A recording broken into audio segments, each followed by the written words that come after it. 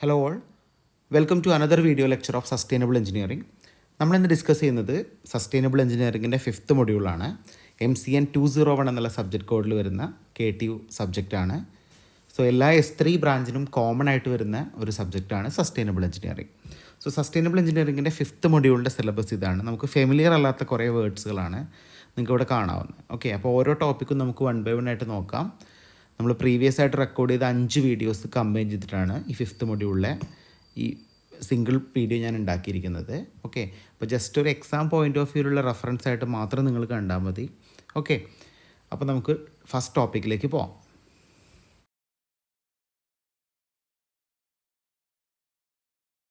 So നമ്മൾ 5th മൊഡ്യൂളിൻ്റെ syllabus നോക്കുകയാണെങ്കിൽ നമുക്ക് ഇത്രയും ടോപ്പിക്സാണ് സിലബസിൽ വരുന്നത്. സോ ഫസ്റ്റ് വരുന്നത് വാട്ട് ഈസ് സസ്റ്റൈനബിലിറ്റി പ്രാക്ടീസസ്. ഇതാണ് നമുക്ക് ആദ്യം പഠിക്കാനുള്ളത്. അതിൽ basic concept of sustainable habitat, methods for increasing energy efficiency in buildings, what is mean by green building, and what is mean by sustainable urbanisation, and what is mean by sustainable cities, and what is mean by sustainable transport. ഇത്രയും കാര്യങ്ങളാണ് നമുക്ക് ഈ മൊഡ്യൂളിൽ പഠിക്കാനുള്ളത്. എല്ലാം easy ആയിട്ടുള്ള ടോപ്പിക്കാണ്. Generally നമുക്ക് അറിയാവുന്ന കാര്യങ്ങൾ തന്നെയാണ് കംപ്ലീറ്റ്ലി. ഓക്കെ, അപ്പോൾ നമ്മൾ ഇന്നത്തെ വീഡിയോയിൽ ഡിസ്കസ് ചെയ്യുന്നത് what is mean by sustainable habitat. ഒരു സസ്റ്റൈനബിൾ ഹാബിറ്റാറ്റ് എന്ന് പറഞ്ഞാൽ എന്താണെന്നാണ് നമ്മൾ ഇന്നത്തെ വീഡിയോയിലൂടെ പറയാൻ പോകുന്നത്. അപ്പോൾ നമുക്ക് നോക്കാം. ഓക്കെ, അപ്പോൾ സസ്റ്റൈനബിൾ ഹാബിറ്റാറ്റ് എന്നുള്ള വേർഡ് എന്താണെന്ന് നമുക്ക് ആദ്യം അറിയണം. So what does it mean നമുക്ക് നോക്കാം. To understand sustainable habitat completely, we first need to understand the meaning of two words.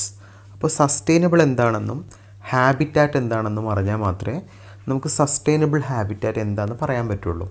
അപ്പോൾ നമുക്ക് നോക്കാം. The sustainable means that, sustainable എന്ന് പറഞ്ഞാൽ മെയിൻറ്റെയിൻ എന്നാണ് അർത്ഥം. ഹാബിറ്റാറ്റ് എന്ന് പറഞ്ഞാൽ എന്താണ്? Natural home of 1 or more organisms എന്നാണ് ഹാബിറ്റാറ്റിൻ്റെ അർത്ഥം.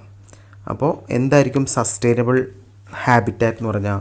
So sustainable habitat means that the maintenance of our natural home, നമ്മുടെ നാച്ചുറൽ ഹോമിനെ മെയിൻറ്റെയിൻ ചെയ്യുക എന്ന് പറയുന്നതാണ് സസ്റ്റൈനബിൾ ഹാബിറ്റാറ്റ് എന്ന് പറയുന്നത്. അപ്പോൾ എന്തായിരിക്കും നാച്ചുറൽ ഹോം എന്ന് പറഞ്ഞാൽ? നമ്മുടെ പ്രകൃതിയും എല്ലാ കാര്യങ്ങളും അതുപോലെ തന്നെ നിലനിർത്തുക. അതിനാണ് നമ്മൾ സസ്റ്റൈനബിൾ ഹാബിറ്റാറ്റ്. അത് നമുക്കൊരു ഗുഡ് ക്വാളിറ്റി ഓഫ് ലൈഫ് എന്ന് പറയാം അതിനല്ലേ. അപ്പോൾ നമുക്ക് ഡീറ്റെയിൽ ആയിട്ട് നോക്കാം. സോ ഒരു സസ്റ്റൈനബിൾ ഹാബിറ്റാറ്റ് അച്ചീവ് ചെയ്യാൻ നമുക്ക് എന്തൊക്കെ കാര്യങ്ങൾ ചെയ്യാൻ പറ്റുമെന്ന് നോക്കാം. For maintaining our natural habitat we should, first നമുക്ക് ചെയ്യാൻ പറ്റുന്ന കാര്യം പ്രൊമോട്ട് എനർജി എഫിഷ്യൻസി. എനർജി എഫിഷ്യൻസിയെ പ്രൊമോട്ട് ചെയ്യുക എന്ന് പറയുന്നതാണ് ഒരു സസ്റ്റൈനബിൾ ഹാബിറ്റാറ്റിൻ്റെ ഏറ്റവും ഇമ്പോർട്ടൻ്റ് ആയിട്ടുള്ള കാര്യം. ഓക്കെ, രണ്ടാമത്തെ നോക്ക്, promote the use of echo friendly fuels. LPG അല്ലെങ്കിൽ CNG പോലെയുള്ള എക്കോ ഫ്രണ്ട്ലി ഫ്യൂവൽസിനെ പ്രൊമോട്ട് ചെയ്യുക എന്ന് പറയുന്നതാണ് രണ്ടാമത്തെ ഹാബിറ്റാറ്റ്. മൂന്നാമത്തെ പോയിൻ്റ് നോക്ക്, better manage municipal solid waste. നമ്മൾ മുനിസിപ്പൽ സോളിഡ് വേസ്റ്റിനെ ഏതൊക്കെ മെത്തേഡിലൂടെ നമുക്ക് മാനേജ് ചെയ്യാൻ പറ്റും എന്നുള്ളതാണ് മൂന്നാമത്തെ പോയിൻ്റ്. നാലാമത് പറയുന്നത് better manage of sewage disposal system. നമ്മുടെ സീവേജ് ഡിസ്പോസൽ സിസ്റ്റത്തിൻ്റെ ബെറ്റർ മാനേജ്മെൻറ്റ് എന്ന് പറയുന്നത് വളരെ ഇമ്പോർട്ടൻ്റ് ആയിട്ടുള്ള ഒരു പാരാമീറ്ററാണ്. ലാസ്റ്റ് പോയിൻ്റ് നോക്കുക, പ്രൊമോട്ട് പബ്ലിക് ട്രാൻസ്പോർട്ട്. പൊതുഗതാഗതത്തിന് കൂടുതൽ പ്രയോറിറ്റി കൊടുക്കുക എന്ന് പറയുന്നതാണ് അഞ്ചാമത്തെ ഹാബിറ്റാറ്റ്. അപ്പോൾ ഇതിൽ നമുക്ക് എല്ലാം അറിയാം. അപ്പോൾ ഡീറ്റെയിൽ ആയിട്ട് നോക്കാം. So what is mean by promoting eco friendly fuels നമുക്ക് നോക്കാം അല്ലേ. So eco friendly fuels include LPG and CNG. So these fuels emit a smaller amount of carbon monoxide per joule. വളരെ ക്ലിയർ ആണ്. They are considered to burn clearly and therefore the use of such fuel help to reduce air pollution. അപ്പോൾ നമ്മൾ വെഹിക്കിൾസിൽ പെട്രോളും ഡീസലും use ചെയ്യുന്നതിന് പകരം LPG CNG പോലെയുള്ള echo friendly fuels use ചെയ്യുന്നത് കൊണ്ട് ഒരുപാട് അഡ്വാൻറ്റേജസ് ഉണ്ട്. ഇതിൽ പറയുന്നുണ്ട്, the fuel emits smaller amount of carbon monoxide per joule. പെട്രോളും ഡീസലായിട്ട് കമ്പയർ ചെയ്യുമ്പോൾ കാർബൺ മോണോക്സൈഡിൻ്റെ അളവ് വളരെ കുറവായിരിക്കും എന്തിൽ, എക്കോ ഫ്രണ്ട്ലി ഫ്യൂവൽസിൽ. സോ അത് ഡയറക്റ്റ് ബേൺ ചെയ്യും, അതുകൊണ്ട് തന്നെ എയർ പൊല്യൂഷൻ വളരെ കുറവായിരിക്കും. അതുകൊണ്ട് നമുക്ക് ഏറ്റവും ബെറ്റർ വേ എന്ന് പറയുന്നത് എക്കോ ഫ്രണ്ട്ലി ഫ്യൂവൽസിനെ പ്രൊമോട്ട് ചെയ്യുന്നതിലൂടെ നമുക്ക് എന്ത് ചെയ്യാൻ പറ്റും, സസ്റ്റൈനബിൾ ഹാബിറ്റാറ്റ് അച്ചീവ് ചെയ്യാൻ പറ്റും. ഓക്കെ, അടുത്താണ് ബെറ്റർ സീവേജ് ഡിസ്പോസൽ സിസ്റ്റം. അപ്പോൾ കറക്റ്റായിട്ടുള്ളൊരു സീവേജ് ഡിസ്പോസൽ സിസ്റ്റം ഉണ്ടെങ്കിൽ നമുക്കൊരു ബെറ്റർ സസ്റ്റൈനബിൾ ഹാബിറ്റാറ്റ് അച്ചീവ് ചെയ്യാൻ പറ്റും. So a proper sewage disposal help in sustaining our habitat. The sewage is disposed of into nearby river. The river thus gets polluted and then marine life is depleted. This leads to loss of biodiversity. The loss of biodiversity destroy man's habitat and ultimately a man itself. വളരെ clear ആയിട്ട് പറയുന്നുണ്ടല്ലേ. അപ്പോൾ ഒരു better sewage system ഇല്ലെങ്കിലുള്ള പ്രശ്നം എന്താണ്, നമ്മുടെ നദികളൊക്കെ മലിനീകരിക്കപ്പെടും. നദികൾ മലിനീകരിക്കപ്പെട്ട് കഴിഞ്ഞാൽ അവിടുത്തെ കംപ്ലീറ്റ് എക്കോസിസ്റ്റം താളം തെറ്റും. ഓട്ടോമാറ്റിക്കലി എന്ത് സംഭവിക്കും, നമ്മുടെ ബയോഡൈവേഴ്സിറ്റി ലോസാവും. ബയോഡൈവേഴ്സിറ്റി ലോസ് ആയി കഴിഞ്ഞാൽ നമ്മളെ ഹാബിറ്റാറ്റ്, പ്രോപ്പറായിട്ടുള്ളൊരു ഹാബിറ്റാറ്റ് നമുക്ക് കിട്ടില്ല.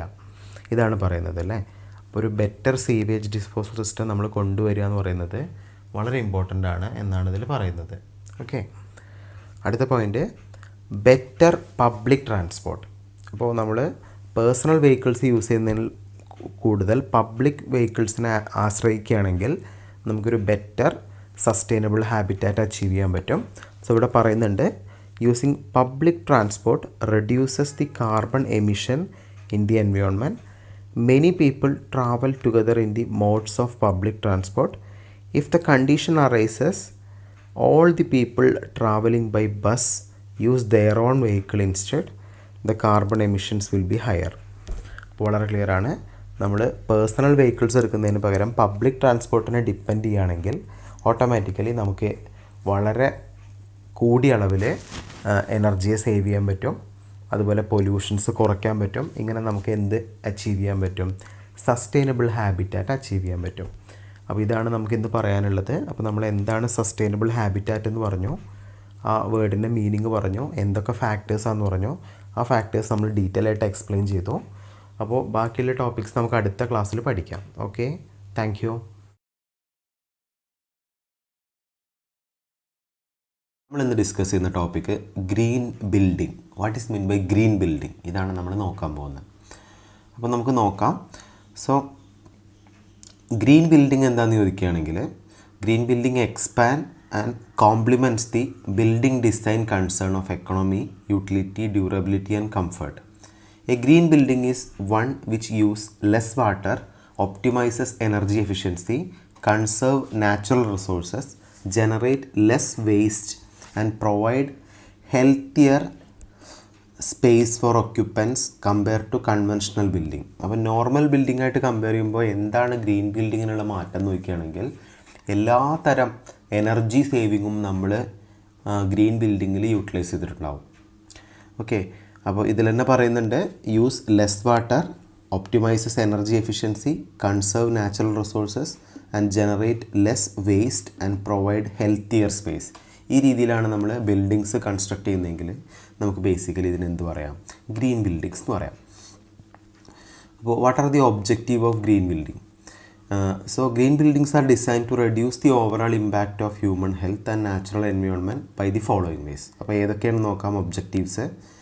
Use the energy, water and other resources effectively എന്ന് പറയുന്നതാണ് ഗ്രീൻ ബിൽഡിങ്ങിൻ്റെ first objective. So by reducing waste, pollution and environmental degradation. അപ്പോൾ ഇത്രയാണ് ഒരു ഗ്രീൻ ബിൽഡിങ്ങിൻ്റെ ഒബ്ജക്റ്റീവ്സ് എന്ന് നമുക്ക് പറയാം. ഇനി what are the fundamental principle of green building? ഇത് നോക്കുകയാണെങ്കിൽ ഫണ്ടമെൻ്റൽ പ്രിൻസിപ്പിൾസ് ഇവിടെ മെൻഷൻ ചെയ്തിട്ടുണ്ട്. ഒന്ന് സ്ട്രക്ചർ ഡിസൈൻ എഫിഷ്യൻസി, ഒന്ന് energy efficiency, water efficiency, material efficiency, waste and toxic reduction. ഇതാണ് ഇമ്പോർട്ടൻ്റ് ആയിട്ട് നിങ്ങൾ എഴുതേണ്ടത് ഗ്രീൻ ബിൽഡിംഗ് ചോദിക്കുമ്പോൾ. What are the fundamental principles of green building? അപ്പോൾ നിങ്ങൾ നോക്കുക, വൺ ബൈ വൺ ആയിട്ട് നമുക്ക് നോക്കാം. ഒന്ന് structure design efficiency, energy efficiency, water efficiency, material efficiency, waste and toxic reduction. അതിൽ ആദ്യത്തെ പാർട്ട് നമുക്ക് നോക്കാം അല്ലേ. So what is meant by structure efficiency? It is the concept of sustainable building and has largest impact on cost and performance. It aims to minimize the environmental impact associated with all life cycle. അപ്പോൾ ഏതൊക്കെ രീതിയിൽ നമുക്ക് നമ്മുടെ building സ്ട്രക്ചറിൻ്റെ efficiency improve ചെയ്യാം എന്നാണ് structure efficiency കൊണ്ട് ഉദ്ദേശിക്കുന്നത്. So ഏതൊക്കെ രീതിയിൽ ഏതൊക്കെ സ്ട്രക്ചർ നമ്മൾ ഇംപ്ലിമെൻറ്റ് ചെയ്താൽ നമുക്ക് ഹൈ എഫിഷ്യൻസി എനർജി എഫിഷ്യൻസി കിട്ടും എന്നാണ് സ്ട്രക്ചർ എഫിഷ്യൻസി കൊണ്ട് ഉദ്ദേശിക്കുന്നത് അല്ലേ. So it aims to minimise the environmental impact associated with all life cycle. Okay, അപ്പോൾ ഇതാണ് സ്ട്രക്ചർ എഫിഷ്യൻസി എന്ന് പറയുന്നത്. എനർജി എഫിഷ്യൻസി നോക്കുകയാണെങ്കിൽ the layout of construction can be strategised so that natural light pose for additional warm. Sharing of roof with trees offers and eco friendly alternative to air conditioning. അപ്പോൾ നമ്മളൊരു വീട് design ചെയ്യുമ്പോൾ, ഒരു building design ചെയ്യുമ്പോൾ എങ്ങനെയാണ് നമുക്ക് energy efficiency achieve ചെയ്യാൻ പറ്റുക? അപ്പോൾ പ്രോപ്പറായിട്ടുള്ള സൺലൈറ്റ് കിട്ടുക അല്ലേ, പ്രോപ്പറായിട്ടുള്ള വെൻറ്റിലേഷൻ, പ്രോപ്പറായിട്ടുള്ള എയർ, ഇതെല്ലാം ഒരു ബിൽഡിങ്ങിലേക്ക് കറക്റ്റായിട്ട് കിട്ടുകയാണെങ്കിൽ നമുക്കിതിനെ എനർജി എഫിഷ്യൻസി എന്ന് പറയാം. അല്ലെങ്കിൽ എങ്ങനെ നമുക്ക് ഇതുപോലത്തെ നാച്ചുറൽ സോഴ്സസ് യൂസ് ചെയ്തിട്ട് എനർജി അച്ചീവ് ചെയ്യാമെന്നാണ് എനർജി എഫിഷ്യൻസി കൊണ്ട് ഉദ്ദേശിക്കുന്നത്.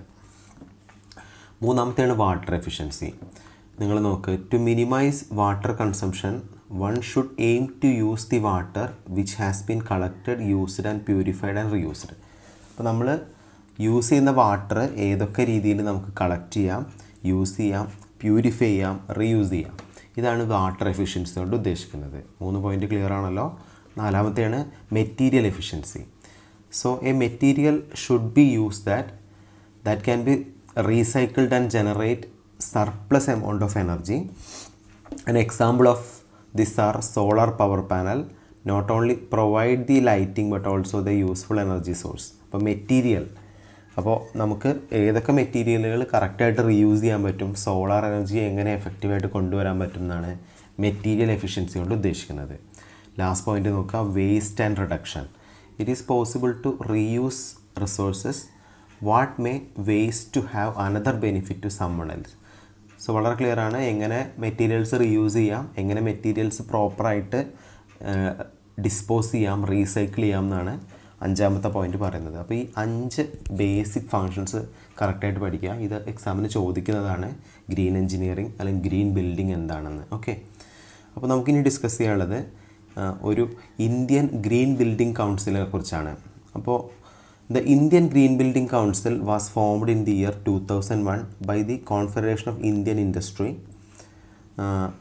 The aim of council to bring green building movement in India and facilitate India to become one of the global leaders in green building. അപ്പോൾ ഈ green ബിൽഡിങ്ങിനെ promote ചെയ്യാൻ develop ചെയ്ത ഒരു കൗൺസിലാണ് Indian green building council. അപ്പോൾ ആ കൗൺസിലിൻ്റെ ഒരു simple ഞാനിവിടെ താഴെ കൊടുത്തിട്ടുണ്ട്. അപ്പോൾ എന്തൊക്കെയാണ് ഇന്ത്യൻ ഗ്രീൻ ബിൽഡിംഗ് കൗൺസിലിൻ്റെ റാങ്കിങ് സിസ്റ്റം എങ്ങനെയാണെന്ന് നമുക്ക് നോക്കാം. IGBC റാങ്കിങ് സിസ്റ്റം. അപ്പോൾ വളരെ ക്ലിയർ ആണ്. IGBC was developed green building ratings performance to cover commercial, residential, factory building. നമ്മൾ ഈ ISO സ്റ്റാൻഡേർഡൊക്കെ പറയാറില്ലേ, അതുപോലെ തന്നെയാണ്. അപ്പോൾ ഈ IGBC അല്ലെങ്കിൽ ഒരു ഗ്രീൻ ബിൽഡിങ്ങിന് ഒരു സ്പെസിഫിക് സ്റ്റാൻഡേർഡ് ഉണ്ട്. അത് ഏത് തരം സർട്ടിഫിക്കേഷനാണ് അതിന് കിട്ടുക എന്നതിനെ ബേസ് ചെയ്തിട്ട്. അപ്പോൾ നമുക്ക് നോക്കാം. അതിൽ ഫസ്റ്റാണ് IGBC റാങ്കിങ് സിസ്റ്റം സർട്ടിഫൈഡ്. അപ്പോൾ അതിൻ്റെ ഒരു ബേസിക് സർട്ടിഫിക്കറ്റാണ് ടു റെക്കഗ്നൈസ് ബെസ്റ്റ് പ്രാക്ടീസസ്. അപ്പോൾ ബെസ്റ്റ് പ്രാക്ടീസസ് റെക്കഗ്നൈസ് ചെയ്യുന്നുണ്ടെങ്കിൽ ഒരു IGBC റാങ്കിങ് സർട്ടിഫൈഡ് സർട്ടിഫിക്കറ്റ്സ് കിട്ടും. രണ്ടാമത്തെ കാറ്റഗറിയാണ് silver, to recognise outstanding performance. Outstanding performance നമ്മൾ അച്ചീവ് ചെയ്യുന്നുണ്ടെങ്കിൽ നമുക്ക് ഗ്രീൻ ബിൽഡിങ്ങിൻ്റെ സിൽവർ കാറ്റഗറിയാണ് കിട്ടുക. ഗോൾഡ് എന്ന് പറയുന്നത് to recognise national excellence. National ലെവലിൽ ഹൈ എക്സലൻസ് ജനറേറ്റ് ചെയ്യുകയാണെങ്കിൽ നമുക്കത് ഗോൾഡ് കാറ്റഗറി എന്ന് പറയാം. നാലാമത്തെ കാറ്റഗറിയാണ് പ്ലാറ്റിനം. പ്ലാറ്റിനം എന്ന് പറയുന്നത് ടു റെക്കഗ്നൈസ് ഗ്ലോബൽ ലീഡർഷിപ്പ്. അപ്പോൾ ഇൻ്റർനാഷണൽ ലെവലിലാണ് നമ്മൾ നമ്മുടെ ഗ്രീൻ ബിൽഡിങ്സ് ഡെവലപ്പ് ചെയ്യുന്നതെങ്കിൽ അത് പ്ലാറ്റിനം കാറ്റഗറി. നാഷണൽ ലെവലാണെങ്കിൽ ഗോൾഡ് കാറ്റഗറി. ഔട്ട്സ്റ്റാൻഡിങ് പെർഫോമൻസ് ആണെങ്കിൽ silver category. Best practices follow ചെയ്യുന്നുണ്ടെങ്കിൽ IGBC ranking system certified. Okay, ഇനി നമുക്ക് കുറച്ച് ഗ്രീൻ ബിൽഡിംഗ് പ്രൊജക്റ്റുകൾ നോക്കാം. അപ്പോൾ ഇന്ത്യയിലെ ടോപ്പ് 10 പ്രൊജക്റ്റുകളാണ് ഞാനിവിടെ മാർക്ക് ചെയ്യുന്നത്. അതിൽ ഫസ്റ്റ് ടൈപ്പ് നിങ്ങൾ നോക്കുക, സൂസ്ലോൺ 1 എർത്ത് പൂനെ. അതൊരു ബെസ്റ്റ് ഗ്രീൻ ബിൽഡിംഗ് പ്രൊജക്റ്റാണ് ഇന്ത്യയിലെ. പിന്നെ നിങ്ങൾ നോക്ക്, രണ്ടാമത്തെ രാജീവ് ഗാന്ധി ഇൻ്റർനാഷണൽ എയർപോർട്ട് ഹൈദരാബാദ്. അത് പ്യുവർലി ഒരു ഗ്രീൻ ബിൽഡിംഗ് എന്നുള്ള കോൺസെപ്റ്റിൽ ഡിസൈൻ ചെയ്തിരിക്കുന്ന പ്രൊജക്റ്റാണ്. മൂന്നാമത്തെ CII Sohrabji golden green business centre Hyderabad. ഇതും ഒരു ഗ്രീൻ ബിൽഡിംഗ് പ്രൊജക്റ്റാണ്. നാലാമത്തെ നോക്കുക ഇൻഫോസിസ് ലിമിറ്റഡ് മൈസൂർ. അഞ്ചാമത്തെ നോക്കുക ഇൻഫിനിറ്റി ബെഞ്ച് മാർക്ക് കൊൽക്കത്ത. ഇതൊരു ഗ്രീൻ ബിൽഡിംഗ് പ്രൊജക്റ്റാണ്. IGate knowledge centre Noida. അതുപോലെ Bank of India Goa. Ansal Esencia 67 sector Gurgaon. അതുപോലെ biodiversity conservation India limited Bangalore and Olympia tech park Chennai. ഇതൊക്കെ കുറച്ച് ഗ്രീൻ ബിൽഡിങ്സിന് എക്സാമ്പിളാണ്. ഈ എക്സാമ്പിൾസ് ഒന്ന് പഠിച്ചു വയ്ക്കുക നിങ്ങൾ, ഇമ്പോർട്ടൻ്റ് ആണ്. അപ്പോൾ ഇതിലൊരു 3 ഗ്രീൻ ബിൽഡിംഗ് പ്രൊജക്റ്റുകളെ കുറിച്ച് നമുക്ക് ഡീറ്റെയിൽ ആയിട്ട് പറയാം. ഇതിലൊന്നാണ് സുസ്ലോൺ വൺ എർത്ത് പൂനെ എന്ന് പറയുന്നത്. അപ്പോൾ നിങ്ങൾ നോക്കുക, this is one of the largest green building project in India, LEED certified as platinum. So platinum കാറ്റഗറിയിലുള്ള ഒരു ഇന്ത്യയിലെ ബെസ്റ്റ് ഗ്രീൻ പ്രൊജക്റ്റ് ഏതാണെന്ന് ചോദിക്കുകയാണെങ്കിൽ അത് ഈ ഒരു പൂനെയിലുള്ള സുസ്ലോൺ വൺ എർത്ത് പ്രൊജക്റ്റാണ്, ബിൽഡിംഗ് ആണ്. നിങ്ങൾക്ക് അതിൻ്റെ ഫിഗർ ഇവിടെ സൈഡിൽ കാണാം. ഒരു എക്സാമ്പിൾ കൂടി നോക്കാം, Rajiv Gandhi international airport Hyderabad. So this is India's 6th busiest airport, which is situated to downtown of Hyderabad, has a set benchmark of green building in India. So first airport in Asia to be certified with a silver rating. Silver rating ഉള്ള first, ഏഷ്യയിലെ തന്നെ first എയർപോർട്ടാണ് Rajiv Gandhi international airport Hyderabad എന്ന് പറയുന്നത്. ഇത് ഒരു pure green ബിൽഡിങ്ങിന് എക്സാമ്പിളാണ്. നിങ്ങൾ നോക്കുക, അടുത്തൊരു എക്സാമ്പിൾ പറയുന്നത് നോക്കിയ ഗോർഗൺ അല്ലേ. It is one of the gold rated building by LEED എന്നുള്ളൊരു സർട്ടിഫിക്കേഷനാണ്, ഗോൾഡ് റേറ്റിംഗ് ആണ് അതിൽ കിട്ടുന്നത്. It is smart lighting, heat recovery wheel and high efficiency chiller to make this office stand out of the rest. അപ്പോൾ ഈ 3 എക്സാമ്പിളുകൾ കറക്റ്റായിട്ട് നോക്കുക. ഒരു പ്ലാറ്റിനം, പിന്നൊരു one of the best airport ഏതാണ്, അതുപോലെ ഒരു ഗോൾഡ് റേറ്റഡ് ഉള്ള ഗ്രീൻ ബിൽഡിംഗ് ഏതാണ് നമ്മളിപ്പോൾ പറഞ്ഞു. നമുക്കിനി ഡിസ്കസ് ചെയ്യാനുള്ളത് what are the benefits of green building.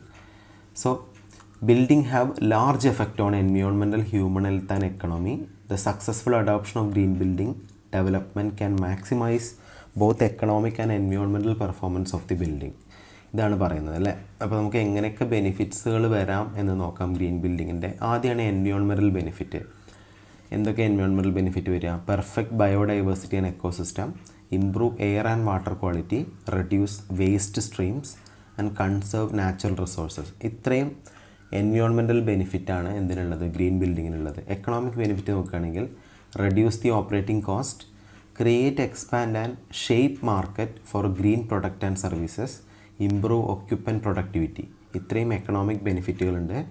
Social ബെനിഫിറ്റുകൾ നോക്കുകയാണെങ്കിൽ enhance occupant comfort and health, heighten aesthetic qualities, minimize strain on local infrastructure and improve the overall quality of life. ഇത്രയും social benefits ആണ് green ബിൽഡിങ്സിനുള്ളത്.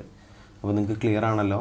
അപ്പോൾ നമ്മൾ green ബിൽഡിങ്ങിനെ കുറിച്ച് വളരെ detail ആയിട്ട് തന്നെ പറഞ്ഞു, എങ്ങനെയാണ് ഗ്രീൻ ബിൽഡിംഗ് വർക്ക് ചെയ്യുന്നത്, എങ്ങനെയാണ് അതിൻ്റെ കോൺസെപ്റ്റ് ഇരിക്കുന്നത്, ഏതൊക്കെ എക്സാമ്പിൾസ് ഉണ്ട്, അതിൻ്റെ ഫണ്ടമെൻ്റൽ പ്രിൻസിപ്പിൾസ് എന്തൊക്കെയാണ്, ഏതൊക്കെ ബിൽഡിങ്ങുകളാണ് ഇന്ത്യയിൽ ഗ്രീൻ ബിൽഡിംഗ് കോൺസെപ്റ്റ് യൂസ് ചെയ്യുന്നതെന്നൊക്കെ നമ്മൾ ഡീറ്റെയിൽ ആയിട്ട് പറഞ്ഞു.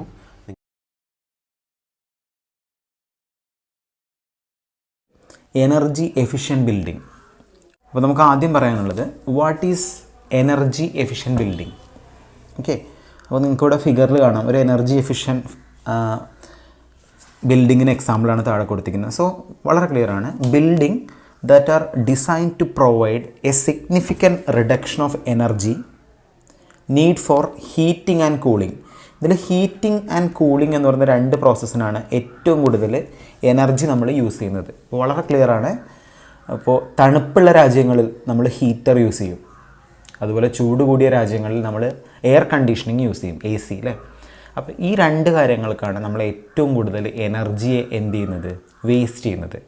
അപ്പോൾ മെയിൻ പർപ്പസായിട്ടുള്ള ഹീറ്റിങ്ങും കൂളിങ്ങും എങ്ങനെ നമുക്ക് സിഗ്നിഫിക്കൻറ്റ് മെത്തേഡ്സിലൂടെ റെഡ്യൂസ് ചെയ്യാം എന്നാണ് എക്സാക്ട്ലി എന്ത് പറയുന്നത്, എനർജി എഫിഷ്യൻറ്റ് ബിൽഡിംഗ്. അപ്പോൾ ഇത് മാത്രമല്ല പാരാമീറ്റർ, ഒരുപാട് പാരാമീറ്റർ ഉണ്ട്. പക്ഷേ ഇതിൽ ഇതിൻ്റെ മെയിൻ എയിം എന്ന് പറയുന്നത് കൂളിങ്ങിനും ഹീറ്റിങ്ങിനും ആവശ്യമായ എനർജിയുടെ നീഡ്സ് കുറയ്ക്കുക, യൂസേജ് കുറയ്ക്കുക എന്ന് പറയുന്നതാണ് ഒരു എനർജി എഫിഷ്യൻറ്റ് ബിൽഡിങ്ങിൻ്റെ മെയിൻ ഒബ്ജക്റ്റീവ്. ഓക്കെ, അപ്പോൾ നിങ്ങൾ തന്നെ നമുക്ക് ഒരുപാട് മെത്തേഡിലൂടെ എനർജി എഫിഷ്യൻറ്റ് ബിൽഡിങ് എന്ത് ചെയ്യാം, അച്ചീവ് ചെയ്യാം. So what are the method to make building energy efficient? അതിൽ ഫസ്റ്റ് മെത്തേഡ് നമുക്ക് പറയാം, this is passive solar energy utilisation. കറക്റ്റായിട്ടുള്ള സോളാർ എനർജി യൂസ് ചെയ്യുക എന്ന് പറയുന്നത് എനർജി എഫിഷ്യൻറ്റ് ബിൽഡിംഗ് ജനറേറ്റ് ചെയ്യാനുള്ള ഒരു മെത്തേഡായിട്ട് നമുക്ക് കൺസിഡർ ചെയ്യാം. പിന്നെന്താണ്, തെർമൽ സ്റ്റോറേജ്. അതായത് എക്സാക്ട്ലി തെർമൽ ഹൈ ഹീറ്റ് വരുന്ന സമയത്ത് നമ്മൾ ആ തെർമൽ എനർജിയുടെ കണ്ടീഷൻ വെച്ചിട്ട് ആ എനർജിയെ സ്റ്റോർ ചെയ്യുക എന്ന് പറയുന്നതാണ് രണ്ടാമത്തെ മെത്തേഡ്. മൂന്നാമത്തെ മെത്തേഡ് കൂളിംഗ് സ്ട്രാറ്റജീസ്. നമ്മൾ തെർമൽ സ്റ്റോറേജ് പോലെ തന്നെ നമുക്ക് കൂളിംഗ് സ്ട്രാറ്റജീസ്, അതായത് എയർ കണ്ടീഷനിങ് അല്ലാതെ വേറെ എന്തൊക്കെ മെത്തേഡിലൂടെ നമുക്ക് കൂളിംഗ് നമ്മുടെ റൂമിലേക്കും ബിൽഡിങ്ങിലേക്കും കൊണ്ടുവരാമെന്നാണ് കൂളിംഗ് സ്ട്രാറ്റജി കൊണ്ട് ഉദ്ദേശിക്കുന്നത്. നാലാമത്തെ നോക്ക്, reducing electricity usage. Electricity maximum reduce ചെയ്യാം, അങ്ങനെ നമുക്ക് എന്ത് ചെയ്യാം, ഒരു എനർജി എഫിഷ്യൻറ്റ് ബിൽഡിംഗ് ജനറേറ്റ് ചെയ്യാം. High performance insulation. ഇൻസുലേഷൻ ചെയ്യുമ്പോൾ വളരെ അധികം ശ്രദ്ധിക്കേണ്ടത് ഹൈ പെർഫോമൻസ് ഇൻസുലേഷൻ ചെയ്യാം. ഈ 5 പോയിൻറ്റുകളാണ് നമുക്ക് എക്സാക്ട്ലി മെത്തേഡായിട്ട് പഠിക്കാനുള്ളത്. ഓക്കെ, ഇനി നമുക്ക് നോക്കാം examples of energy efficient building.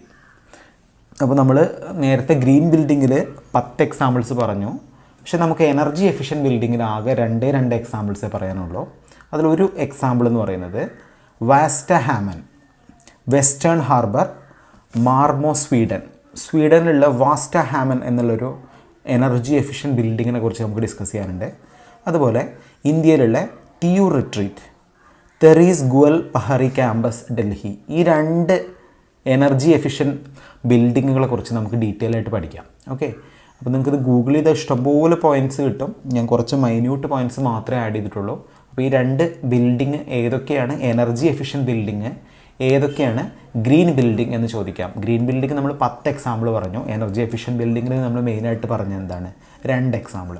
അപ്പോൾ നിങ്ങൾ നോക്കുന്നതിൽ ഫസ്റ്റ് എക്സാമ്പിൾ നമ്മൾ നോക്കുകയാണെങ്കിൽ TU റിട്രീറ്റ് അല്ലെങ്കിൽ തെറീസ് ഗുവൽ പഹാരി ക്യാമ്പസ് ഡൽഹി. നിങ്ങൾക്ക് അതിൻ്റെ ഫിഗർ ഇവിടെ കാണാം അല്ലേ. അപ്പോൾ exactly in 1985 a piece of rugged land in Gurgaon Gwal Pahari village was granted to TERI by Haryana Urban Development Authority to build its research and development center.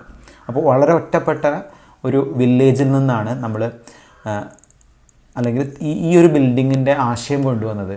അപ്പോൾ ഹരിയാന അർബൻ ഡെവലപ്മെൻറ്റ് അതോറിറ്റിയാണ് എക്സാക്ട്ലി ഈ തെറീസ് retreat എന്ന് പറയുന്ന ഒരു ബിൽഡിങ് ജനറേറ്റ് ചെയ്തത്. Okay, അത് 1985 പറയുന്നുണ്ട്. അപ്പോൾ ഇതിൻ്റെ സ്പെഷ്യാലിറ്റീസ് നോക്കുകയാണെങ്കിൽ ഒരുപാട് സ്പെഷ്യാലിറ്റീസ് ഉണ്ട്. കംപ്ലീറ്റ്ലി സോളാർ പാനൽ യൂസ് ചെയ്യുന്ന ഒരു അറേഞ്ച്മെൻറ്റാണ് എക്സാക്ട്ലി ഈ ക്യാമ്പസ് എന്ന് പറയുന്നത്. അതുപോലെ കംപ്ലീറ്റ്ലി ക്യാമ്പസിനുള്ളിൽ ഫുള്ളി ഇലക്ട്രിക്കൽ വെഹിക്കിൾസാണ് യൂസ് ചെയ്യുന്നത്. ഓക്കെ, പിന്നെ ആ ഇലക്ട്രിക്കൽ വെഹിക്കിൾസും ചാർജ് ചെയ്യുന്നത് എന്ത് വെച്ചിട്ടായിരിക്കും, സോളാർ പാനൽ വെച്ചിട്ടായിരിക്കും. അതുപോലെ using water harvesting method, water ഹാർവെസ്റ്റിങ്ങിനുള്ള വെറൈറ്റി ഓഫ് മെത്തേഡ്സ് ഈ ക്യാമ്പസ് എംപ്ലോയ് ചെയ്യുന്നുണ്ട്. ഓക്കെ, അതുപോലെ കൺസ്ട്രക്റ്റിംഗ് എർത്ത് എയർ ടണൽ എന്നുള്ളൊരു കോൺസെപ്റ്റ് എക്സാക്ട്ലി ആദ്യമായിട്ട് കൊണ്ടുവന്നത് ഈ ക്യാമ്പസിലാണ്. അത് എക്സാക്ട്ലി ഒരു എനർജി എഫിഷ്യൻറ്റ് മെത്തേഡിന് എക്സാമ്പിളാണ്. പിന്നെ പറയുന്നത് കാർബൺ റിച്ച് സോയിൽ, കംപ്ലീറ്റ്ലി ആ ക്യാമ്പസിലെ സോയിൽ എന്ന് പറയുന്നത് കംപ്ലീറ്റ്ലി കാർബൺ റിച്ച് ആണ്. അപ്പോൾ എക്സാക്ട്ലി ഈ ഒരു ബിൽഡിംഗ് എന്ന് പറയുന്നത് ഒരു ഫോറസ്റ്റിനുള്ളിൽ നമ്മളൊരു ബിൽഡിംഗ് വെച്ചാൽ എങ്ങനെ ഉണ്ടാവും, അതേ ഒരു കൺസ്ട്രക്ഷനിലാണ് നമ്മളിത് കൺസ്ട്രക്ട് ചെയ്യുക. അപ്പോൾ ചുറ്റും മരങ്ങളായിരിക്കും, അതുപോലെ അവിടെയുള്ള സോയിൽസൊക്കെ എന്തായിരിക്കും, കാർബൺ റിച്ച് ആയിരിക്കും. ഫുള്ളി എൻവയോൺമെൻറ്റൽ ഫ്രണ്ട്ലി ആയിട്ട് നമ്മൾ ഡിസൈൻ ചെയ്തിരിക്കുന്ന ഒരു ക്യാമ്പസാണ് ട്യൂർസ് റിട്രീറ്റ് എന്ന് പറയുന്നത്. അപ്പോൾ നിങ്ങൾ ഓർത്ത് വയ്ക്കുക കേട്ടോ. ഇതിൻ്റെ ഫിഗറൊക്കെ അവിടെ സൈഡിൽ കൊടുത്തിട്ടുണ്ട്. അപ്പോൾ അതിൻ്റെ സ്പെഷ്യാലിറ്റീസ് എന്താണെന്നൊക്കെ ഓർത്ത് വയ്ക്കുക. ഇനി നമുക്ക് ഡിസ്കസ് ചെയ്യാനുള്ളത് രണ്ടാമത്തെ കേസാണ് വാസ്റ്റഹാമൻ, വെസ്റ്റേൺ ഹാർബർ, സ്വീഡൻ. ഇവിടെ നമ്മൾ ജനറേറ്റ് ചെയ്തൊരു ബിൽഡിംഗ് ആണ്. അപ്പോൾ എക്സാക്ട്ലി ഇതൊരു സിറ്റി എന്ന് തന്നെ പറയാം. ഈ സിറ്റി കംപ്ലീറ്റ്ലി എന്താണ്, 100% റിന്യൂവബിൾ എനർജി യൂസ് ചെയ്യുന്ന ഒരു ബിൽഡിംഗ് ആണ് സ്വീഡനിലെ വെസ്റ്റഹാമൻ എന്ന് പറയുന്നത്. അപ്പോൾ അതുകൊണ്ട് തന്നെയാണ് ഇതിനെ എനർജി എഫിഷ്യൻറ്റ് ബിൽഡിംഗ് എന്ന് പറയുന്നത്. അതുപോലെ improve the sustainability in the city, ഈ ഒരു കോൺസെപ്റ്റ് കൊണ്ട് തന്നെ മൊത്തം മാർമോ എന്നുള്ള സിറ്റിയുടെ കംപ്ലീറ്റ് സസ്റ്റൈനബിലിറ്റി കോൺസെപ്റ്റ് തന്നെ മാറിപ്പോയി. Reduce the energy consumption 20% in 2020 and further 20% more in 2030. അപ്പോൾ ഒരു 2020 മാത്രം 20% എനർജിയെ നമ്മൾ സേവ് ചെയ്തു. 2030 ആകുമ്പോഴേക്കും 20 എന്നുള്ളത് 40% എനർജി സേവ് ചെയ്യാം എന്നുള്ള ഒരു എയിമാണ് ഇവർക്കുള്ളത്. ഓക്കെ, അപ്പോൾ നിങ്ങൾ ഓർത്ത് വയ്ക്കുക. അപ്പോൾ ഇതാണ് നമുക്ക് പറയാനുള്ളത്. രണ്ട് മേജർ ബിൽഡിങ്ങിനെ കുറിച്ച് പറഞ്ഞു. പിന്നെ എങ്ങനെയാണ് ഏതൊക്കെ മെത്തേഡിലൂടെയാണ് നമുക്ക് എനർജി എഫിഷ്യൻറ്റ് ബിൽഡിംഗ് ജനറേറ്റ് ചെയ്യാൻ പറ്റുക, എന്താണ് എനർജി എഫിഷ്യൻറ്റ് ബിൽഡിംഗ്, ഇത്രയും കാര്യങ്ങൾ ഞാൻ ഡീറ്റെയിൽ ആയിട്ട് പറഞ്ഞു.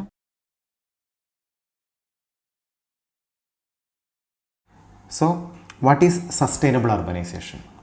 So, urbanization refers to the population shift from rural area to urban area. അപ്പോൾ വളരെ ക്ലിയർ ആണ്.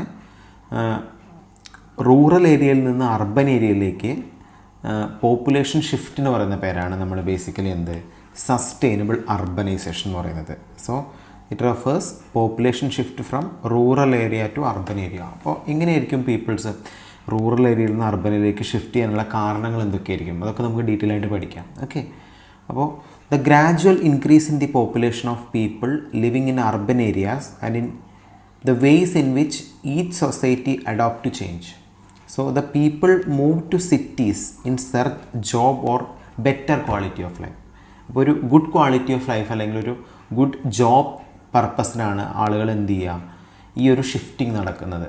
അപ്പോൾ ഇതാണ് നമ്മൾ സസ്റ്റൈനബിൾ അർബനൈസേഷൻ എന്ന് പറയുന്നത്. അപ്പോൾ എന്തൊക്കെയാണ്, so why do people move from rural to urban areas എന്ന് ചോദിക്കുകയാണെങ്കിൽ 2 ഫാക്ടേഴ്സാണ് അതിനുള്ളത്. അതിലൊന്നാണ് പുഷ് ഫാക്ടർ എന്ന് പറയുന്നത്. പുഷ് ഫാക്ടർ എന്ന് പറഞ്ഞാൽ ആക്ച്വലി ഒരു നെഗറ്റീവ് ഫാക്ടറാണ്, ഒരു നെഗറ്റീവ് റീസണാണ് പുഷ് ഫാക്ടർ എന്ന് പറയുന്നത്. രണ്ടാമത്തെയാണ് exactly pull factor. Pull factor എന്ന് പറയുന്നത് എക്സാക്ട്ലി പോസിറ്റീവ് റീസൺസ് ആണ് പുൾ ഫാക്ടറിന് ഇരിക്കുന്നത്. നമുക്ക് എന്താണ് പോസിറ്റീവ് റീസൺ, എന്താണ് നെഗറ്റീവ് റീസൺസ് എന്നൊക്കെ നമുക്ക് പറയാം. Okay, so the factors encourage people to leave rural areas.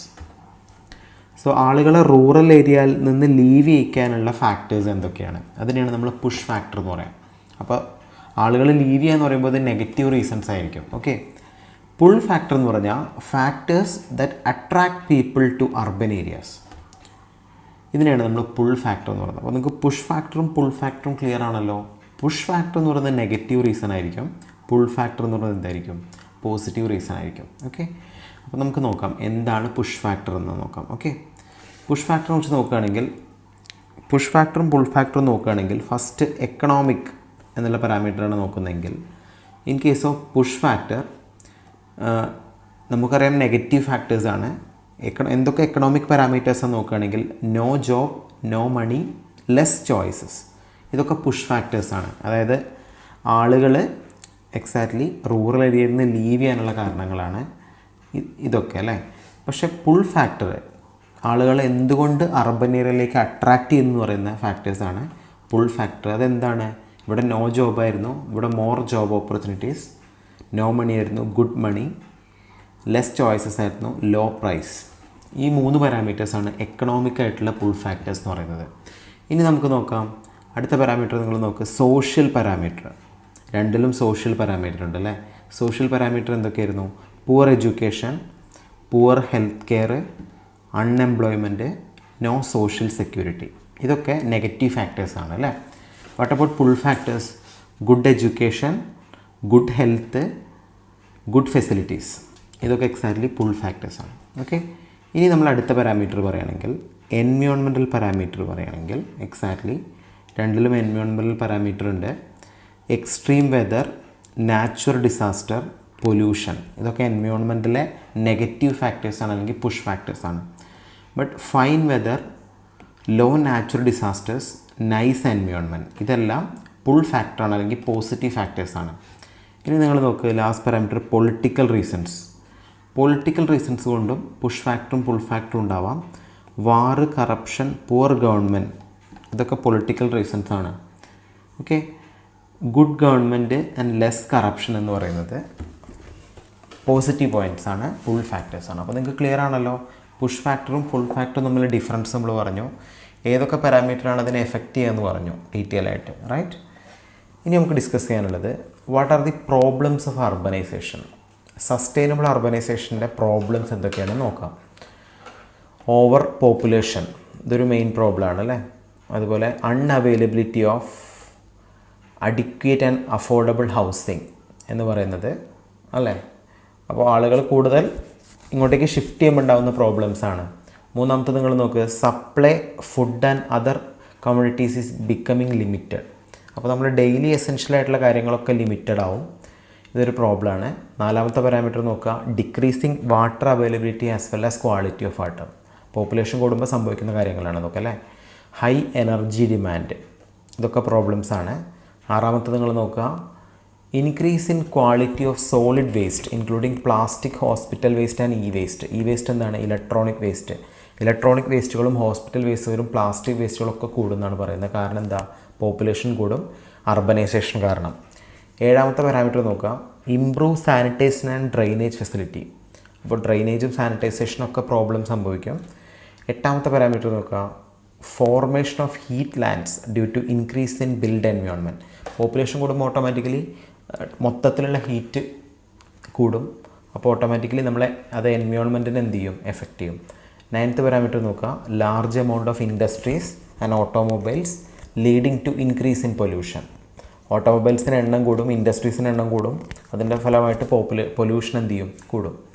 So how to overcome these problems of urbanization. നമ്മളിപ്പോൾ പ്രോബ്ലംസ് പറഞ്ഞു, അതിനെങ്ങനെ ഓവർകം ചെയ്യാൻ നോക്കാം. First point, the industries should switch to clean and renewable energies. Renewable എനർജിയെ കൂടുതൽ depend ചെയ്യണമെന്നല്ലേ. രണ്ടാമത്തെ parameter നോക്കുക, development of existing infrastructure. Okay, existing ആയിട്ടുള്ള ഇൻഫ്രാസ്ട്രക്ചർ കൂടുതൽ ഡെവലപ്പ് ചെയ്യാം. Third one, proper planning from local government. അപ്പോൾ അർബനൈസേഷൻ്റെ പ്രോബ്ലംസ് എങ്ങനെയൊക്കെ സോൾവ് ചെയ്യാന്നുള്ള ഒരു ബെറ്റർ പ്ലാനിങ് വേണം ഗവൺമെൻറ് സൈഡിൽ നിന്ന്. Monitoring and improving air quality. Okay, അഞ്ചാമത്തെ പാരാമീറ്റർ നോക്കുക, energy efficient and low carbon building. നമ്മൾ ഓൾറെഡി എനർജി എഫിഷ്യൻ്റ് ബിൽഡിംഗ് ഒക്കെ പറഞ്ഞാണ്. ഇതൊക്കെ ശരിക്കും അർബനൈസേഷനെ ഓവർകം ചെയ്യാനുള്ള പ്രോബ്ലംസാണ്. ആറാമത്തെ point, smart energy generation. Seventh point, city transport to be plan effectively. Okay, എട്ടാമത്തെ point, sustainable water harvesting and treatment. Ninth point, concern of urban majorities to be given attention. അപ്പോൾ ഇത്തരം കാര്യങ്ങളാണ് നമുക്ക് സസ്റ്റൈനബിൾ അർബനൈസേഷനെ കുറിച്ച് പറയാനുള്ളത്. നിങ്ങൾക്ക് ക്ലിയർ ആണല്ലോ? ഈ ലോജിക്ക് ക്ലിയർ ആണെന്ന് വിചാരിക്കുന്നു. Sustainable urbanisation. അപ്പോൾ നമ്മൾ ഡീറ്റെയിൽ ആയിട്ട് തന്നെ അതിൻ്റെ പ്രോബ്ലംസ് എന്തൊക്കെയെന്ന് പറഞ്ഞു, ആ പ്രോബ്ലത്തിനെ നമ്മൾ എങ്ങനെയൊക്കെ ഓവർകം ചെയ്യാമെന്ന് പറഞ്ഞു. അപ്പോൾ സസ്റ്റൈനബിൾ അർബനൈസേഷനെ കുറിച്ച് ഇത്രയൊക്കെ നമുക്ക് പറയാനുള്ളത്. പിന്നെ പുഷ് ഫാക്ടറും പുൾ ഫാക്ടറും പറഞ്ഞു, രണ്ടും തമ്മിലുള്ള ഡിഫറൻസ് പറഞ്ഞു, എന്താണ് സസ്റ്റൈനബിൾ അർബനൈസേഷൻ എന്ന് പറഞ്ഞു, ഡെഫിനേഷൻ പറഞ്ഞു. ഓക്കെ,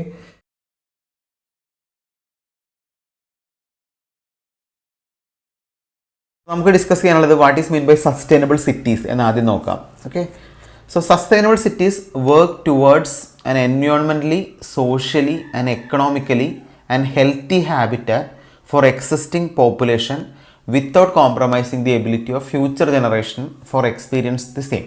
അപ്പോൾ നമ്മൾ തന്നെ പറഞ്ഞു, നമുക്ക് സസ്റ്റൈനബിൾ സിറ്റിയും സസ്റ്റൈനബിൾ ട്രാൻസ്പോർട്ടുമാണ് പഠിക്കാനുള്ളത്. അപ്പോൾ വളരെ ക്ലിയർ ആണ്, സിറ്റീസിൽ നമ്മൾ എങ്ങനെയാണ് എഫക്റ്റീവായിട്ട് ഒരു സസ്റ്റൈനബിൾ സിറ്റി ഡെവലപ്പ് ചെയ്യുന്നത്, അല്ലെങ്കിൽ ഒരു എക്സിസ്റ്റിംഗ് സിറ്റിയെ സസ്റ്റൈനബിൾ സിറ്റിയാക്കി മാറ്റാൻ നമുക്ക് എന്തൊക്കെ കാര്യങ്ങൾ ചെയ്യാൻ പറ്റുമെന്നാണ് നമുക്ക് ഈ ടോപ്പിക്കിലൂടെ പറയാനുള്ളത്. ഓക്കെ, അപ്പോൾ ഏതൊക്കെ രീതിയിൽ നമുക്ക് സസ്റ്റൈനബിലിറ്റി അച്ചീവ് ചെയ്യാൻ നമുക്ക് നോക്കാം. അപ്പോൾ നമുക്ക് നോക്കാം, sustainable cities. A sustainable city enable all citizen to meet their own needs with minimal natural resources and live good quality of life without degrading the existing natural resource or lives of the people now or in future. അപ്പോൾ എങ്ങനെയാണ് സിറ്റിയിൽ നമ്മുടെ എൻവയോൺമെൻറ്റിനെ effect ചെയ്യാത്ത രീതിയിൽ എങ്ങനെയാണ് high features എങ്ങനെ നമ്മൾ include ചെയ്യുന്നു എന്നാണ് സസ്റ്റൈനബിൾ സിറ്റീസ് കൊണ്ട് ഉദ്ദേശിക്കുന്നത്. Okay, so to ensure sustainable development, the sustainable cities should be environmental friendly, resource efficient, socially harmonic and economically productive.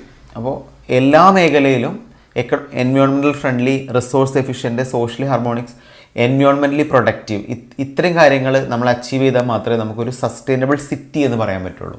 Okay, അപ്പോൾ നമുക്കിനി ബേസിക് ഫീച്ചേഴ്സ് ഓഫ് സസ്റ്റൈനബിൾ സിറ്റിയാണ് ഡിസ്കസ് ചെയ്യാനുള്ളത്. നമ്മൾ സസ്റ്റൈനബിൾ സിറ്റി എന്താണെന്ന് പറഞ്ഞിരുന്നു. അപ്പോൾ അതിൻ്റെ ഡീറ്റെയിൽ ആയിട്ടുള്ള ഫീച്ചേഴ്സ് നമുക്ക് നോക്കാം. 9 ഫീച്ചേഴ്സാണ് പഠിക്കാനുള്ളത്. ഓക്കെ, അപ്പോൾ നമുക്ക് 1 by 1 ആയിട്ട് നോക്കാം. അപ്പോൾ ഫസ്റ്റ് വണ്ണാണ്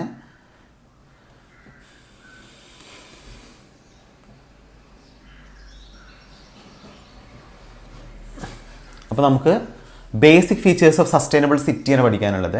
മെയിനായിട്ട് 9 ബേസിക് ഫീച്ചേഴ്സാണ് സസ്റ്റൈനബിൾ സിറ്റിക്ക് ഉള്ളത്.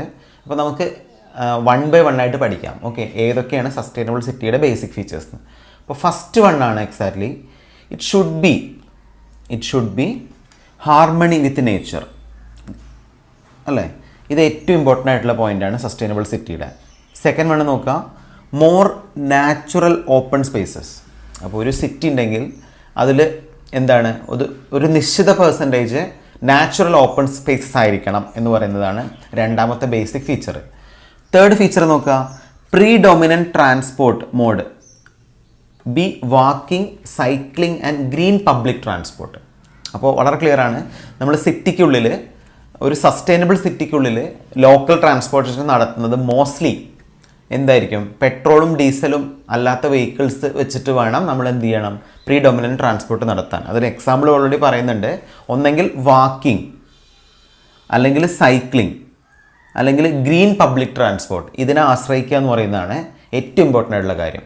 പിന്നെ നിങ്ങൾ ശ്രദ്ധിക്കേണ്ട കാര്യം, ഗ്രീൻ പബ്ലിക് ട്രാൻസ്പോർട്ടിൽ കുറേ കാര്യങ്ങൾ വരും. നമ്മൾ കോമൺ ആയിട്ട് നമ്മൾ യൂസ് ചെയ്യുന്ന ബസ് ഒരു ഗ്രീൻ പബ്ലിക് ട്രാൻസ്പോർട്ട് നമുക്ക് എക്സാമ്പിളായിട്ട് പറയാം. കാരണം 50 സീറ്റിംഗ് കപ്പാസിറ്റി ഉള്ള ഒരു പബ്ലിക് ട്രാൻസ്പോർട്ട് നമ്മൾ യൂസ് ചെയ്യുക എന്ന് പറയുന്നത് അത്രയും വെഹിക്കിൾസ് റെഡ്യൂസ് ചെയ്യാൻ കാരണമാവും. അതായത് നമ്മൾ ഓൺ വെഹിക്കിൾസ് എടുക്കുന്നതിന് പകരം നമുക്ക് പബ്ലിക് ട്രാൻസ്പോർട്ടിനെ ആശ്രയിക്കുക എന്ന് പറയുന്നത് സസ്റ്റൈനബിൾ സിറ്റിയുടെ ഒരു ബേസിക് ഫീച്ചറാണെന്ന് പറയാം.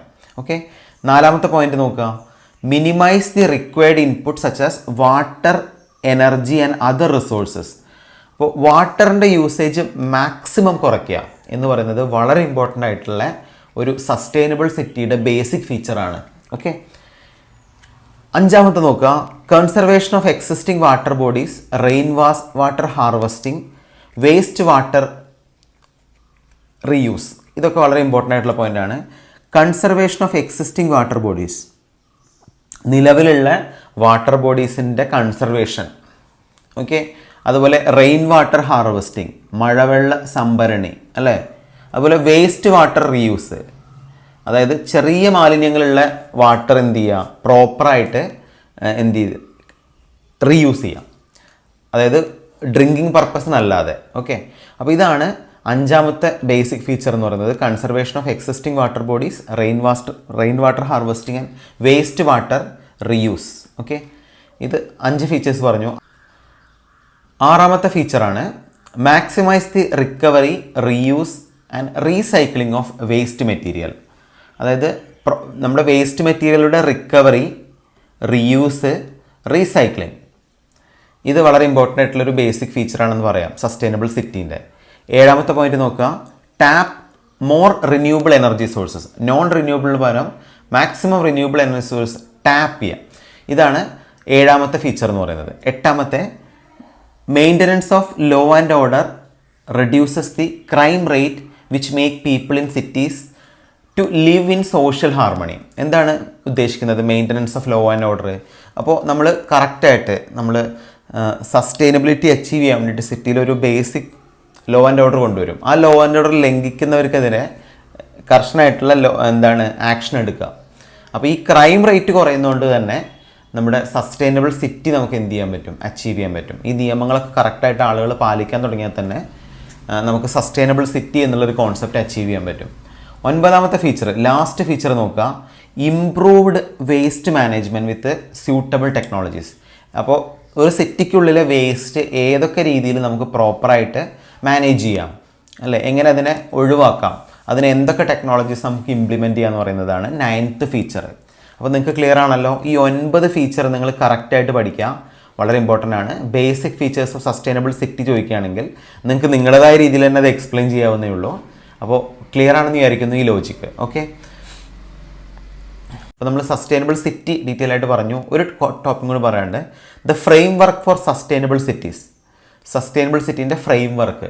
അപ്പോൾ ഇത് വളരെ ഇമ്പോർട്ടൻ്റ് ആണ്. ഇത് വെച്ച് നിങ്ങൾ എക്സ്പ്ലെയിൻ ചെയ്യണം സസ്റ്റൈനബിൾ സിറ്റി എക്സാമിന് ചോദിക്കുകയാണെങ്കിൽ. ഓക്കെ, അപ്പോൾ നിങ്ങൾ നോക്കുക, അതിൻ്റെ ഫ്രെയിം വർക്ക് നോക്കുകയാണെങ്കിൽ 4 രീതിയിൽ നമുക്കതിൻ്റെ കാറ്റഗറൈസ് ചെയ്യാം. ഒന്ന് social development, economic development, environmental management and urban governance. അപ്പോൾ നിങ്ങൾ നോക്ക്, ഇവിടെ സോഷ്യൽ ഡെവലപ്മെൻറ്റിനെ കുറിച്ച് പറയുകയാണെങ്കിൽ education and health for all. Adequate food and nutrition, green building, assured water and power supply, green public transport, access to green energy, open and recreation areas. ഇതൊക്കെ social ഡെവലപ്മെൻറ്റിൻ്റെ ഭാഗമാണ്, നമുക്കെന്നെ അറിയാം. എക്കണോമിക് ഡെവലപ്മെൻറ്റ് നോക്ക്, green productive growth, creation of job, research and development, product and distribution of renewable energy, okay, poverty alleviation programmes, affordable housing. ഇത് explain ചെയ്യേണ്ട ആവശ്യമുള്ള just point പറഞ്ഞാൽ പോരെ. ഇതൊക്കെ എക്കണോമിക് ഡെവലപ്മെൻറ്റിൻ്റെ ഭാഗമാണ്.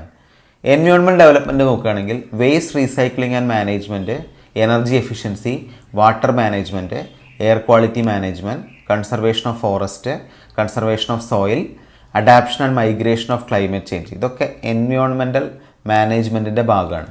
ഇനി നിങ്ങൾ നോക്ക്, അർബൻ ഗവേണൻസ് എന്ന് പറയുമ്പോൾ planning and decentralization, reduction of inequities, robust IT connectivity and digitalization, governance and public participation, safety and security for citizen. ഇതൊക്കെ അർബൻ ഗവേണൻസിൻ്റെ ഭാഗമാണ്. അപ്പോൾ ഇത്രയും ഈ ഫ്രെയിം വർക്ക് പഠിച്ചു കഴിഞ്ഞാൽ തന്നെ നമ്മൾ എന്തൊക്കെ കാര്യങ്ങൾ നമുക്ക് സസ്റ്റൈനബിൾ സിറ്റിക്ക് വേണ്ടി ചെയ്യാൻ പറ്റുമെന്ന് വളരെ ക്ലിയർ ആയിട്ട് വ്യക്തമാവും. അപ്പോൾ നിങ്ങൾ ഇത്രയും ടോപ്പിക്കാണ് നമുക്ക് സസ്റ്റൈനബിൾ സിറ്റീസിൽ പറയാനുള്ളത്. സസ്റ്റൈനബിൾ ട്രാൻസ്പോർട്ട് എന്നുള്ളൊരു ചെറിയ ടോപ്പിക് കൂടി നമുക്ക് പെൻഡിങ് ഉണ്ട്. നമുക്കത് അടുത്ത വീഡിയോയിൽ ചെയ്യാം. ഓക്കെ, അപ്പോൾ നമുക്ക് എന്താണ് സസ്റ്റൈനബിൾ ട്രാൻസ്പോർട്ടേഷൻ? അപ്പോൾ നമ്മൾ 3 കാര്യങ്ങൾ പറഞ്ഞു. സസ്റ്റൈനബിൾ അർബനൈസേഷൻ, അതെങ്ങനെയാണ് പോസിബിൾ ആവുന്നത്. ഇതുപോലെ തന്നെയായിരുന്നു സസ്റ്റൈനബിൾ സിറ്റി. ഒരു സസ്റ്റൈനബിൾ സിറ്റി ആവാൻ വേണ്ട റിക്വയർമെൻറ്റ്സ് എന്തൊക്കെയാണ് നമ്മൾ ഡീറ്റെയിൽ ആയിട്ട് പഠിച്ചു. ഇത് റിലേറ്റ് ചെയ്ത ടോപ്പിക് തന്നെയാണ് സസ്റ്റൈനബിൾ ട്രാൻസ്പോർട്ട്. അപ്പോൾ നമുക്ക് എങ്ങനെ സസ്റ്റൈനബിൾ ട്രാൻസ്പോർട്ടിനെ ഡിഫൈൻ ചെയ്യാം?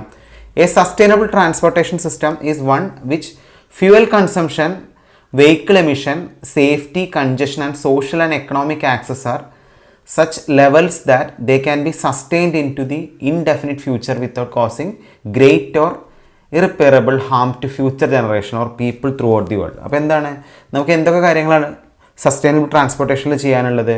ഫ്യൂവൽ കൺസംഷൻ ചെയ്യണം, വെഹിക്കിൾസിൻ്റെ. വെഹിക്കിൾ എമിഷൻസ് കുറയ്ക്കണം അല്ലേ. Safety, congestion and social and economical access, ഇത്രയും കാര്യങ്ങൾ നമുക്ക് എന്ത് ചെയ്യണം? സസ്റ്റൈനബിൾ ട്രാൻസ്പോർട്ടേഷൻ കൊണ്ട് ചെയ്യണം. അപ്പോൾ എന്തായിരിക്കും സസ്റ്റൈനബിൾ ട്രാൻസ്പോർട്ട്? നമ്മൾ സിറ്റീസിൽ എങ്ങനെയാണ് സസ്റ്റൈനബിൾ അച്ചീവ് ചെയ്തത്, അതുപോലെ നമ്മുടെ ട്രാൻസ്പോർട്ട് സിസ്റ്റത്തിൽ എങ്ങനെ നമുക്ക് സസ്റ്റൈനബിലിറ്റി അച്ചീവ് ചെയ്യാൻ പറ്റുന്നതാണ് സസ്റ്റൈനബിൾ ട്രാൻസ്പോർട്ടേഷൻ കൊണ്ട് ഉദ്ദേശിക്കുന്നത്. So in any form of transport that does not use natural resources, maximum natural റിസോഴ്സിൻ്റെ ഉപയോഗം കുറച്ചുകൊണ്ടായിരിക്കണം ട്രാൻസ്പോർട്ടേഷൻ നമ്മൾ ചെയ്യേണ്ടത്. ഓക്കെ, അപ്പോൾ നിങ്ങൾ നോക്ക്, ഏതൊക്കെ ട്രാൻസ്പോർട്ടേഷൻ ടൈപ്സ് നോക്കുകയാണെങ്കിൽ ഒരുപാട് ടൈപ്സ് ഉണ്ട്. വാക്കിംഗ് ഒരു സസ്റ്റൈനബിൾ ട്രാൻസ്പോർട്ടാണ്. ബൈക്കല്ലാതെ സൈക്ലിംഗ് ആണ്, that is one of the transportation types. Car with eco fuel, അപ്പോൾ എക്കണോമിക്കലായിട്ടുള്ള ഫ്യൂവൽ, എക്കോ ഫ്രണ്ട്ലി ആയിട്ടുള്ള ഫ്യൂവൽ യൂസ് ചെയ്യുന്ന കാർ എന്ന് പറയുന്നത് എക്സാക്ട്ലി എന്താണ്? ഒരു സസ്റ്റൈനബിൾ ട്രാൻസ്പോർട്ടിന് എക്സാമ്പിളാണ്. Car pool and taxi with eco fuel. എന്താണ് കാർ പൂൾ എന്ന് പറഞ്ഞാൽ? കാർ പൂൾ എന്ന് പറഞ്ഞാൽ കാറിനെ നമ്മൾ മ്യൂച്വലി ഷെയർ ചെയ്യുന്നതാണ്. ഒരു ഡ്രൈവർ ഉണ്ടാവും. അപ്പോൾ ആ ഡ്രൈവറെ കൂടെ ഷെയർ ചെയ്യുന്ന 4 പേരും ഡിഫറെൻ്റ് ആളുകളാണെങ്കിൽ 4 കാർ യൂസ് ചെയ്യുന്നതിന് ഒരൊറ്റ കാർ യൂസ് ചെയ്താൽ മതി. ഇതാണ് ഈ കാർ ഷെയറിംഗ് സിസ്റ്റത്തിനെയാണ് നമ്മൾ കാർ പൂളിംഗ് എന്ന് പറയുന്നത്.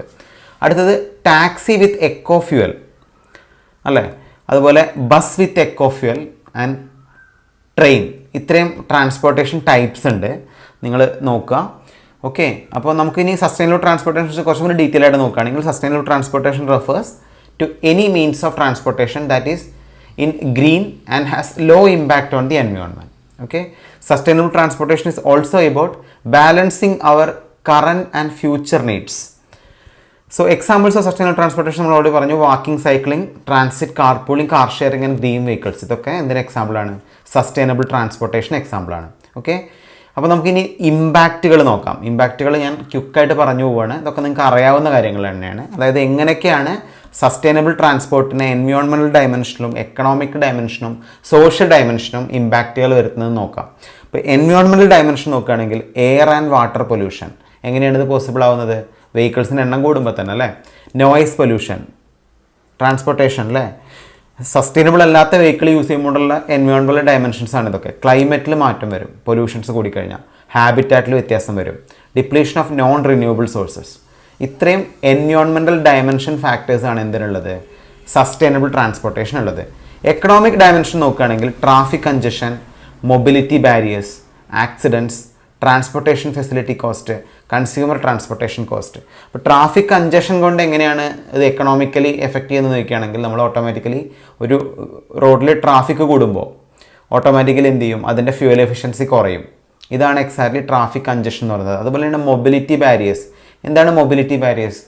മൊബിലിറ്റി ബാരിയേഴ്സ് എന്ന് പറഞ്ഞാൽ എക്സാക്ട്ലി ഹെവി ട്രാഫിക് വരുന്ന സമയത്ത് വെഹിക്കിൾസിൻ്റെ സ്പീഡ് എന്നുള്ളത് ലിമിറ്റഡ് ആയിരിക്കും. ഒരു മാക്സിമം സ്പീഡിൽ കൂടുതൽ പോകാൻ പറ്റില്ല. ഇതാണ് മൊബിലിറ്റി ബാരിയർ എന്ന് പറയുന്നത്, അതിൻ്റെ സ്പീഡിനെ റെഡ്യൂസ് ചെയ്യുന്നത്. അതുപോലെ ഹയർ ട്രാഫിക് ഉണ്ടാവുകയാണെങ്കിൽ ഓട്ടോമാറ്റിക്കലി ആക്സിഡൻറ്റ്സ് കൂടാനുള്ള ചാൻസ് കൂടാണ്. അതുകൊണ്ട് ക്രാഷ് ഡാമേജസ് ഉണ്ടാവും. അത് നമ്മൾ എക്കണോമിക്കലി ഡയമെൻഷനായിട്ട് പറയാം. ഓക്കെ, ഇനി സോഷ്യൽ ഡയമെൻഷനാണ് നമ്മൾ പറയുന്നതെങ്കിൽ സോഷ്യൽ ഡയമെൻഷൻ ഇൻഇക്വിറ്റി ഓഫ് ഇമ്പാക്റ്റ്. എല്ലാവരും വ്യത്യസ്ത രീതിയിലായിരിക്കും ട്രാൻസ്പോർട്ടേഷൻ എന്ത് ചെയ്യുന്നത്, ട്രീറ്റ് ചെയ്യുന്നത്. Mobility disadvantaged, human health impact, community interaction, aesthetics. ഇത്രയും സോഷ്യൽ ഡയമെൻഷൻസ് ആണ് എക്സാക്ട്ലി എന്തിനുള്ളത്, നമ്മുടെ സസ്റ്റൈനബിൾ ട്രാൻസ്പോർട്ട് എന്നുള്ള പാർട്ടിനുള്ളത്. ഓക്കെ, നിങ്ങൾക്ക് മനസ്സിലായല്ലോ. ഇനി നമുക്ക് ഡിസ്കസ് ചെയ്യാനുള്ളത് what are the various strategies four achieving sustainable transportation. ഈ 10 പോയിന്റ് വളരെ ഇമ്പോർട്ടൻ്റ് ആണ്. നമുക്ക് അറിയാവുന്ന കാര്യങ്ങൾ തന്നെയാണ് ഇത് കംപ്ലീറ്റ്. സോ ഫസ്റ്റ് പോയിന്റ് എന്ന് പറയുന്നത് exactly encouraging cycling and walking culture. ഇങ്ങനെ നമുക്ക് എന്ത് അച്ചീവ് ചെയ്യാൻ പറ്റും, സസ്റ്റൈനബിൾ ട്രാൻസ്പോർട്ടേഷൻ അച്ചീവ് ചെയ്യാൻ പറ്റും. Encouraging cycling and walking culture. Second one, priority must be given to public transportation. നമ്മൾ പ്രൈവറ്റ് വെഹിക്കിൾസ് യൂസ് ചെയ്യുന്നതിന് പകരം പബ്ലിക് വെഹിക്കിൾസ് യൂസ് ചെയ്യുക എന്ന് പറയുന്നത് ഒരു സസ്റ്റൈനബിൾ ട്രാൻസ്പോർട്ടേഷൻ്റെ മെയിൻ സ്ട്രാറ്റജിയാണ്, അത് അച്ചീവ് ചെയ്യാനുള്ള അല്ലേ. മൂന്നാമത്തെ നോക്കുക, use green vehicles or electric vehicles. നാലാമത്തെ നോക്കുക, first one, second one, third one നമ്മൾ പറഞ്ഞു. നാലാമത്തെ point encouraging sharing of journey. നമ്മൾ ഓൾറെഡി പറഞ്ഞു ഷെയറിംഗ് ഓഫ് ജേണി എന്ന് പറഞ്ഞാൽ നമ്മൾ കാർ പൂളിംഗ് എന്നുള്ള സിസ്റ്റത്തിനെ കുറിച്ച് പറഞ്ഞു. എന്തായിരുന്നു കാർ പൂളിംഗ്? ഒരു കോമൺ ഡ്രൈവർ, അതിൽ 3 അൺനോൺ പേഴ്സൺസ്, ഇങ്ങനെ ഒരു കാറിനെ മ്യൂച്വലി ഷെയർ ചെയ്യുകയാണെങ്കിൽ കാർ പൂളിംഗ്. ഇതുപോലെ തന്നെയാണ് സ്കൂട്ടർ പൂളിംഗ്. ബൈക്ക് എന്ന് പറയുന്നത് അൺനോൺ ആയിട്ടുള്ള 2 പേര് മ്യൂച്വലി ഷെയർ ചെയ്യുക, അതിനാണ് സ്കൂട്ടർ പൂളിംഗ് എന്ന് പറയുന്നത്. അപ്പോൾ ഇതൊക്കെ വളരെ ഇമ്പോർട്ടൻ്റ് ആയിട്ടുള്ള പാരാമീറ്റേഴ്സാണ് സസ്റ്റൈനബിൾ ട്രാൻസ്പോർട്ടേഷന്. അഞ്ചാമത്തെ പാരാമീറ്റർ നോക്കുകയാണെങ്കിൽ ഡെവലപ്പിംഗ് ആൻഡ് എഫിഷ്യൻറ്റ് ഇൻഫ്രാസ്ട്രക്ചർ. അപ്പോൾ സസ്റ്റൈനബിലിറ്റി അച്ചീവ് ചെയ്യാൻ ഒരു എഫിഷ്യൻറ്റ് ഇൻഫ്രാസ്ട്രക്ചർ ആയിട്ടുള്ള സസ്റ്റൈനബിൾ ട്രാൻസ്പോർട്ടേഷൻ ഡെവലപ്പ് ചെയ്യണം എന്ന് പറയുന്നതാണ് അഞ്ചാമത്തെ സ്ട്രാറ്റജി. ആറാമത്തെ സ്ട്രാറ്റജി നോക്കുക, use of hybrid vehicles. So what is mean by hybrid vehicles? Hybrid vehicles എന്ന് പറഞ്ഞാൽ ഒരേപോലെ ഫ്യൂവലും അല്ലെങ്കിൽ പെട്രോൾ അല്ലെങ്കിൽ ഡീസലും അതുപോലെ സോളാറും നമുക്ക് യൂസ് ചെയ്യാൻ പറ്റുകയാണെങ്കിൽ ഇതിനെ ഹൈബ്രിഡ്. അപ്പോൾ 2 type of fuel mechanisms use ചെയ്യാൻ പറ്റുകയാണെങ്കിൽ ഹൈബ്രിഡ് വെഹിക്കിൾസ് എന്ന് പറയാം.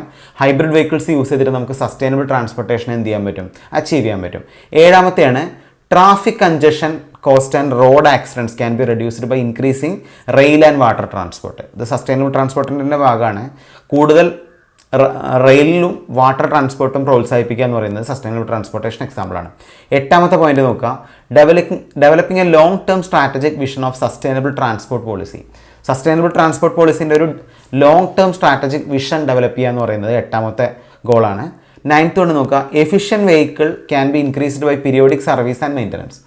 അപ്പോൾ ഒരു വെഹിക്കിളിൻ്റെ മാക്സിമം പൊല്യൂഷൻ കൂടാനുള്ള കാരണം പ്രോപ്പർ സർവീസിങ് ചെയ്യാത്തതുകൊണ്ടാണ്. കറക്റ്റായിട്ടുള്ള സർവീസിങ് ചെയ്യുക, കറക്റ്റായിട്ടുള്ള മെയിൻ്റനൻസ് ചെയ്യുക എന്നുള്ളൊരു പാരാമീറ്റർ കൊണ്ട് നമുക്ക് എന്ത് ചെയ്യാൻ പറ്റും, വെഹിക്കിൾസിൻ്റെ എഫിഷ്യൻസി കൂട്ടാൻ പറ്റും. അങ്ങനെ സസ്റ്റൈനബിൾ ട്രാൻസ്പോർട്ടേഷൻ അച്ചീവ് ചെയ്യാൻ പറ്റും. ലാസ്റ്റ് പോയിന്റ് നോക്കുക, take action to reduce noise. നമ്മുടെ എൻവയോൺമെൻറ്റിൽ നോയ്സ് റെഡ്യൂസ് ചെയ്യുന്നതിനുള്ള സ്ട്രാറ്റജിക് ആക്ഷൻസ് നടപ്പിലാക്കുക എന്ന് പറയുന്നതാണ് 10ാമത്തെ സ്ട്രാറ്റജി. അപ്പോൾ നിങ്ങൾക്ക് ക്ലിയർ ആണല്ലോ. ഇത്രയാണ് നമുക്ക് സസ്റ്റൈനബിൾ ട്രാൻസ്പോർട്ടേഷനെ കുറിച്ച് പറയാനുള്ളത്. ഇതോടെ നമ്മുടെ ടോപ്പിക് കവറായി.